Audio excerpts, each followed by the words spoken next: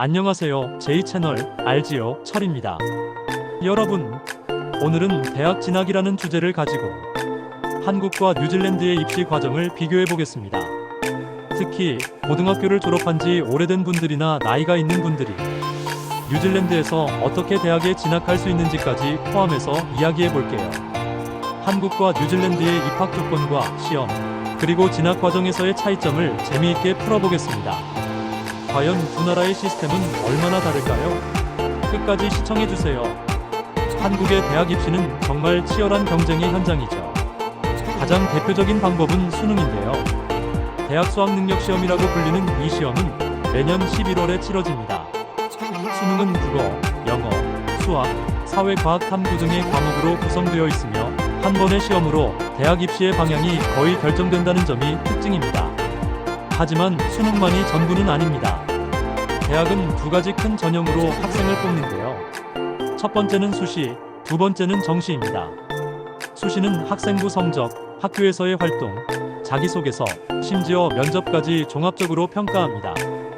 예를 들어 학생부 종합전형, 논술전형 등이 포함됩니다. 정시는 수능 점수를 기반으로 지원하는 전형입니다. 수능 성적만으로 평가되기 때문에 시험 준비를 철저히 해야 합니다.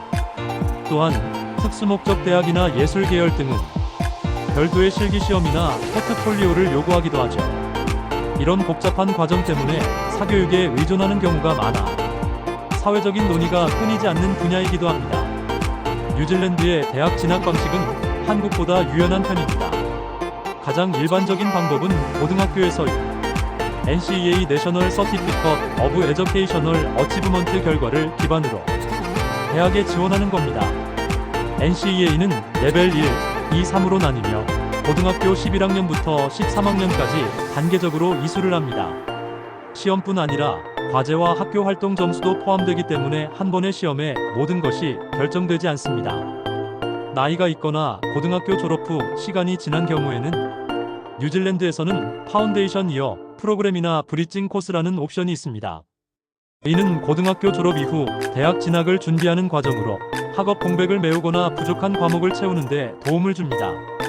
또한 오펀 엔트리를 제공하는 일부 대학에서는 고등학교 졸업장을 요구하지 않고도 특정 조건을 충족하면 입학할 수 있는 길을 열어줍니다. 여기에는 나이 제한도 없고 성인 학습자 시니어 러너를 위한 지원 제도가 마련되어 있죠. 영어 능력이 부족한 경우는 뉴질랜드의 모든 대학은 IELTS, 토플 등의 영어 시험 성적을 요구합니다. 하지만 영어 실력이 부족한 경우 대학 부설 어학 과정 잉글리시 랭귀지 프레퍼레이션을 통해 영어 실력을 키운 뒤 본과에 진학할 수 있습니다. 특히 유학생들에게 많이 추천되는 과정이에요. 한국과 뉴질랜드는 대학 입학 과정만큼이나 입학 후의 문화도 다릅니다. 한국에서는 대학 입학이 목표라면 뉴질랜드에서는 대학 입학 이후의 과정을 더 중요시하는 편입니다.